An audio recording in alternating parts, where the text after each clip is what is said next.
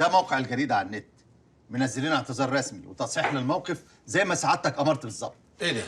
وده ينفع برضه؟ ينزلوا الخبر كده من غير ما يحطوا صوره معتبره للباشا؟ ما انت عارف اني ما بحبش اتصور. ايه الحكايه دي بقى هتجننا يا سعاده الباشا؟ الناس كلها بتجري ورا الشهره وانت بتهرب منها. الشهرة تخلي الناس تركز معاك، وانا ما احبش حد يركز معايا. الا احنا طبعا يا سعاده الباشا. ما انا عشان كده جيت لكم. ممكن بقى اعرف ايه الهباب اللي انت هببته مع مها فرغلي وانا مسافر؟ ايه؟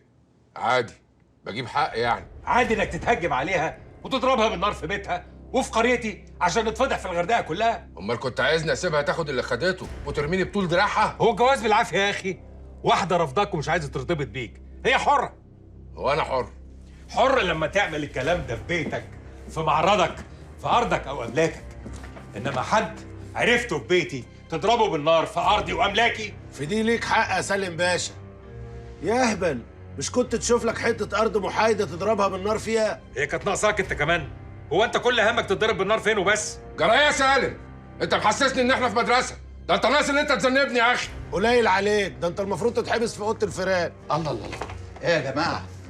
ما تهدوا كده ومالوا تصلوا على النبي، ده عينه دخلت بينكم. ثانيه واحده، احنا لا في مدرسه ولا انت تلميذ يا حسونه. انما الشغل اللي يجيب لي ضرر مفيش داعي ليه. وماله؟ انت جيت في جمل؟ خلاص، من النهارده تشوف حد تاني.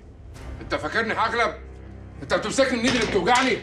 لا لا لا لا، بس دي مش عيب، ده شيطان ابن كلب. ما تستهدى بالله يا عم فلانتينو. لو ليك عند صاحبك مصلحه اعمل له في السيف مروحه. انت مش شايف الكلام اللي ينرفز؟ على اخر الزمن سالم الجرح بيهددني، فاكرني هغلب؟ ده انا اللي هيغلب من الصبح، مش عارف ده الطابيه ولا الفيل. يا عم هو ده وقته؟ ما تهدى امال، الراجل بيعاتبك، ما انت عملت حاجه مست مصلحته وكان ممكن تضره في شغله، وانت ليك عذرك. زي ما سمعت يعني كنت شارب ومش في وعيك. سالم بيه، سالم بيه طول عمرك صدرك واسع وقلبك كبير بيساع الكل، واحنا يا جماعه قبل ما يبقى بينا بيزنس بينا عيش وملح، واللي بيتعرض فينا الخطر الكل بيقف في وشه.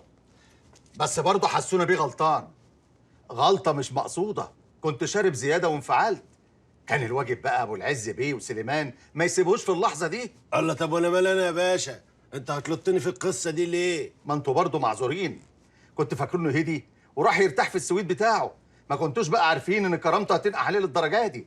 نهدى بقى كلنا كده ونصلي على النبي. دي عين بنت كلب وصابتنا، وانا عن نفسي هذبح بقره وخروفين عشان نبعد العين دي ونرجع اصحاب وحبايب زي زمان. يا ابو الزيد زي زمان.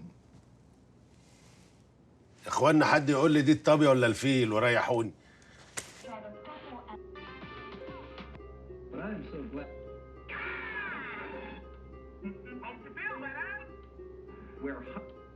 I received a letter. As it relates to aid. For me, for a long time. I simply thought this of those who survived now get only a fraction.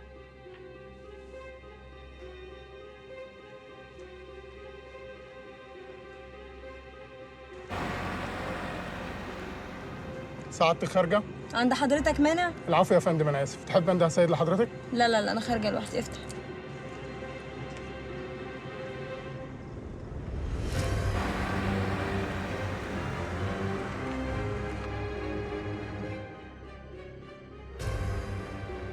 اوعي تفتكري يا شاطرة إني ما كانش ممكن أمسح بيكي بلاط البيت عندي بعد تصرفك القذر مع جوزي قدام الناس. على فكرة أنا كان ممكن أعمل كده عادي جدا. وسكتي ليه؟ سكوتي ده مش معناه ضعف أو إني مش هعرف آخد حقي منك. اسمعي، أنا جاية أحذرك للمرة الأخيرة، تبعدي عننا خالص وتشيلي سالم من دماغك نهائي. فاهمة ولا مش فاهمة؟ ده تهديد، سميها بقى زي ما انت عايزة، إنما بيتي خط أحمر، أحمر بلون الدم، وأنا ما عنديش أي مانع إن أنا أوصل معاكي للمرحلة دي لو ما عقلتيش وحطيتي عقلك في راسك. لا لا لا لا لا، الكلام ده ملوش إلا معنى واحد بس، ده تهديد، وفي بيتي كمان. اسمعي يا مها، من الاخر كده، انا لو حطيتك في دماغي همسحك من على وش الارض، وعندي اللي يعمل كده، بس من غير ما عياره يطيش زي حسونه، لان ساعتها هنقيهولك على الفرازه.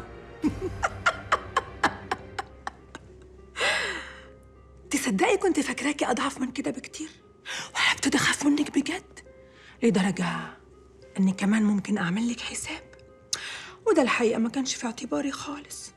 عارفه ليه؟ عشان مش شايفاكي اساسا. يا حبيبتي يا مها، انا مش قلتلك تروحي للدكتور تكشفي على عينيكي علشان ما تورطيش نفسك وتبصي في حاجه غيرك؟ حاضر، نصيحه مقبوله يا ام وجيه.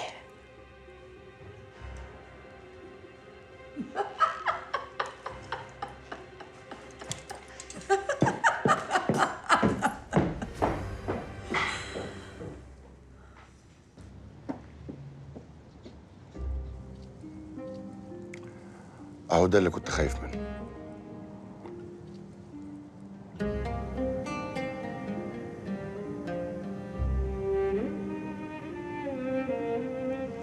تهيألي مش محتاج اكرر على حضرتك الكلام اللي قلته لي النهارده الصبح في المركب. الصراحه انا كنت بحسدك على القوه اللي نزلت عليك وانت بتواجه الموقف.